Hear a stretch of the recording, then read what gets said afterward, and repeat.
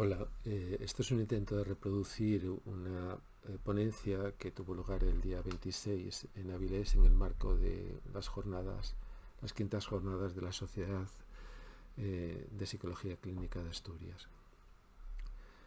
Bueno, quiero expresar mi agradecimiento al comité organizador por su invitación a participar en las jornadas y por su interés por el enfoque que quise darle a mi ponencia. En ella he querido exponer algunas ideas que creo que es importante tener presentes al intentar cuidar o ayudar a adolescentes, niñas y niños. ¿Qué le pasa a este niño? ¿Es que está enfermo? No, es que tiene un problema. ¿Pero qué problema? Un problema de salud mental. ¿Y cómo se trata? Averiguando qué es lo que le disgusta y ayudándole a aprender cómo afrontarlo y cambiarlo. Pero un problema de salud mental es una enfermedad mental, ¿no? Investigando sobre la efectividad de la psicoterapia, hemos llegado a la conclusión de que lo más importante de una terapia sucede cuando la terapeuta no está presente. La parte más importante son los cambios que los protagonistas de las quejas hacen cuando se encuentran en las escenas que les hacen sufrir. Pero como una niña o un niño tiende a buscar ayuda y consuelo cuando se siente mal, una parte muy importante de la terapia es lo que empiezan a hacer las personas que intentan ayudarles cuando dan señales de malestar. Y lo que hacen luego cuando las niñas y los niños no reaccionan como les gustaría. Cuando algo no sale como queremos, intentamos entenderlo y procuramos actuar conforme a las explicaciones que encontramos. Si la explicación es mala, lo más probable es que las actuaciones sean inútiles o contraproducentes. El capítulo 1 tiene que ver con buscar en la anatomía y la fisiología lo que está en las estrategias y los fracasos. En una declaración de 1946, la OMS dice que la salud es un estado de completo bienestar físico, mental y social, y no solamente la ausencia de afecciones o enfermedades.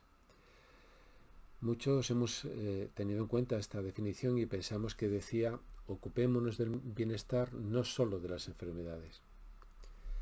Pero a algunos sanitarios nos habría venido mucho mejor que nos hubiesen dicho: ocupémonos de cualquier malestar, no solo de las enfermedades, para que recibir o dar asistencia profesional no se tenga que justificar con una enfermedad. La definición de 2001 de salud mental como un estado de bienestar en el cual el individuo se da cuenta de sus propias actitudes, puede afrontar las presiones normales de la vida, puede trabajar productiva y fructíferamente y es capaz de hacer una contribución a su comunidad, podría habernos llevado a relacionar la salud mental con el éxito de las personas para conseguir ciertas metas. No ha sido así y la relación entre los fracasos y el malestar se examina apenas. Hay muchos malestares cotidianos que tienen que ver con alteraciones anatómicas y fisiológicas coyunturales. Hambre, sueño, dolores por pequeños golpes, etcétera, etcétera. Y hay malestares que tienen que ver con fracasos coyunturales, con planes que no salen, olvidos que uno tiene, recetas que no se llegan a ejecutar como uno querría, etcétera, etcétera. Luego también hay malestares que tienen que ver con lesiones, enfermedades y alteraciones permanentes de la fisiología y de la anatomía. Y otros malestares que tienen que ver con fracasos sistemáticos, con problemas que no se llegan a resolver porque se están generando conflictos. La medicina se ocupa de los daños anatómicos y fisiológicos duraderos que son fuentes de malestar y para ello se basa en el conocimiento de los procesos fisiológicos. La psicología clínica se ocupa de los fracasos sistemáticos que son fuente de malestar y para ello se basa en el conocimiento de las actividades psicológicas. Conocer la fisiología de una niña o un niño es como tener un mapa geológico, mientras que conocer su psicología es como tener un mapa de carreteras y caminos. De donde salen estos mapas es de algo mezclado y confuso. Un argallo puede estropear un camino, igual que los daños anatómicos y fisiológicos puede provocar el fracaso de las actividades psicológicas que usan la fisiología que ha quedado alterada. Pero también el uso de un camino puede provocar un argallo al usarlo con un vehículo demasiado pesado, por ejemplo. Y de la misma manera, las actividades psicológicas pueden estropear la fisiología y la anatomía que usan. Para llegar a un buen sitio, los argallos pueden ser un problema grave, pero no escoger bien el destino o despistarnos al elegir los caminos para llegar a él es igual de grave o tal vez más. Capítulo 2. Mirar al dedo en vez de buscar lo que señala. Identificar cómo se dan señales de malestar es importante. Pero mucho más importante que saber cómo se señala es saber qué se señala. Saber qué le ha pasado a la persona que da señales de malestar, saber qué necesita evitar o conseguir, saber cómo intenta evitarlo o conseguirlo y saber qué respuesta busca. Las emociones y los sentimientos tienen como función, según la teoría motivacional de las emociones que yo suscribo, señalar que algo pasa, prepararse para lo que pueda pasar, anunciar que la persona se está preparando y hacer un llamamiento para que otros actúen en consecuencia. Un problema existe cuando queremos hacer que una situación cambie en una dirección determinada y las actividades que emprendemos para lograrlo fracasan. Un conflicto existe cuando ocurren actividades incompatibles. Una actividad incompatible impide o interfiere con la ocurrencia o efectividad de una segunda actividad. Estas actividades pueden tener su origen en una persona, entre dos o más personas o entre dos o más grupos. Hay fracasos sistemáticos que se derivan de conflictos intrapersonales. Las niñas y los niños, y más aún las adolescentes, tienen muchas metas en su vida. Si lo que hacen para conseguir unas metas obstaculiza lo que necesitan hacer para conseguir otras, el resultado es un fracaso sistemático. A más fracaso, más disgusto y más malestar. Pero también hay fracasos sistemáticos por conflictos interpersonales que probablemente sean las más de las veces. Para conseguir sus metas, niñas y niños dependen de la ayuda de otras personas. Cuando lo que hacen para conseguir esa ayuda interfiere con las estrategias y las metas de esas otras personas, les ocasionan fracasos a ellas. A más fracasos, más malestar. Si las reacciones de esas personas interfieren con las estrategias de niñas y niños para conseguir otros objetivos importantes para ellas, el malestar aumenta.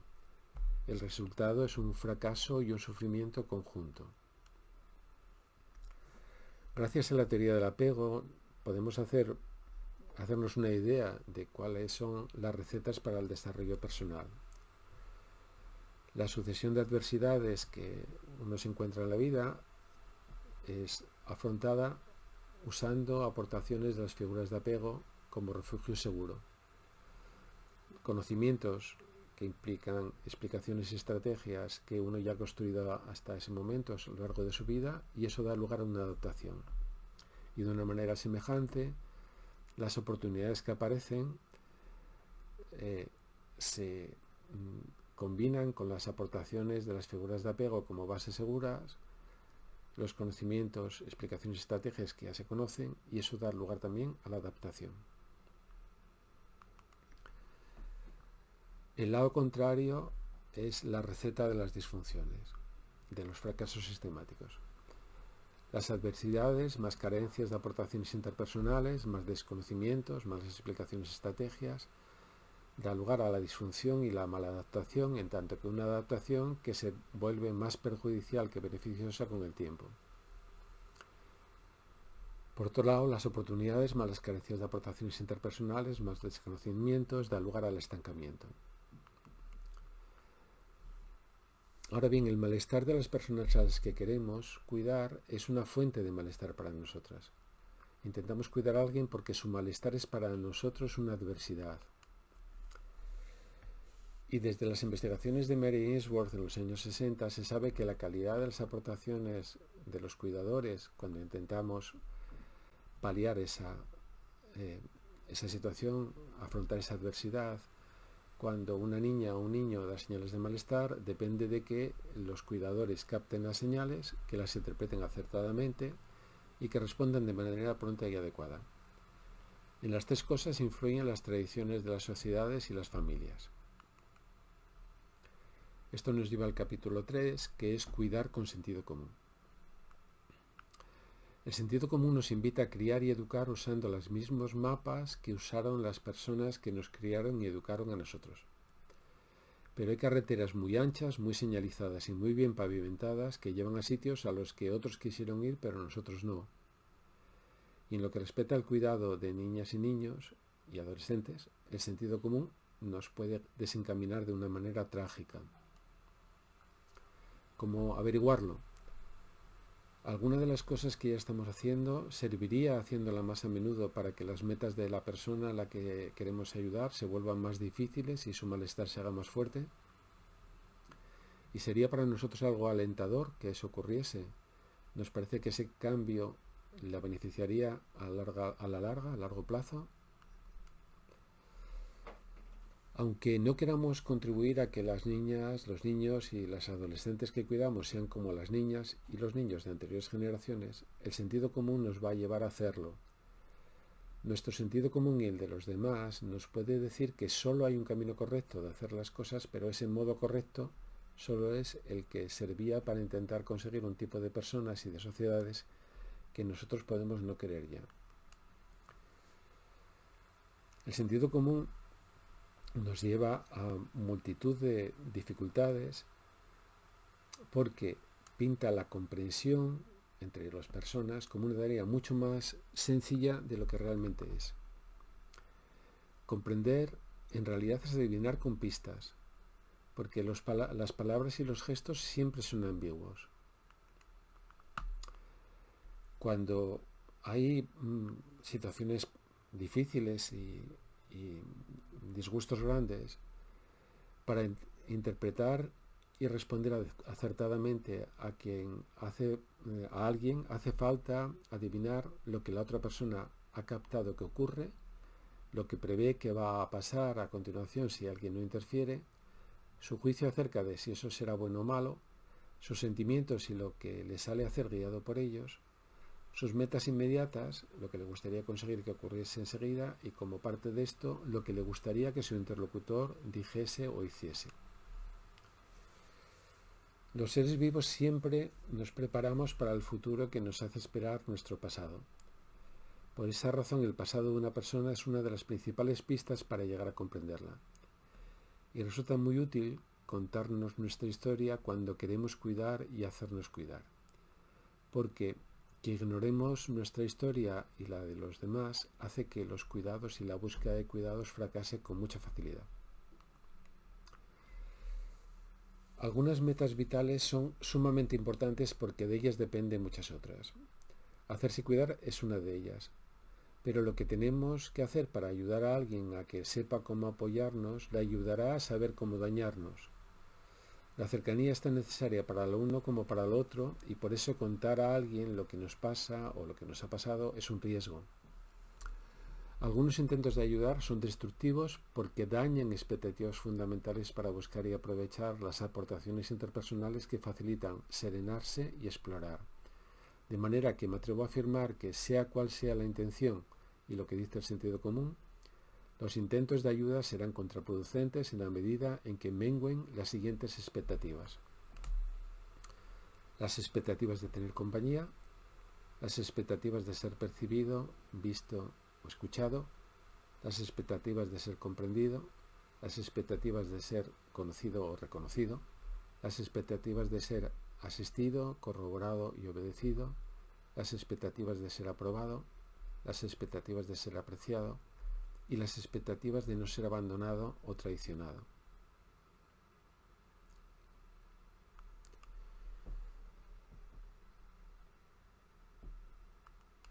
Para que nuestros consultantes no terminen buscando enfermedades que justifiquen la asistencia que les proporcionamos a ellos o a sus hijos, mejor decirles que nos ocupamos de los disgustos, los fracasos que nos afectan gravemente y sus motivos, y que nuestro papel es pensar con ellos para poder entender y ayudarles a aprender a pensar y actuar para que su vida mejore.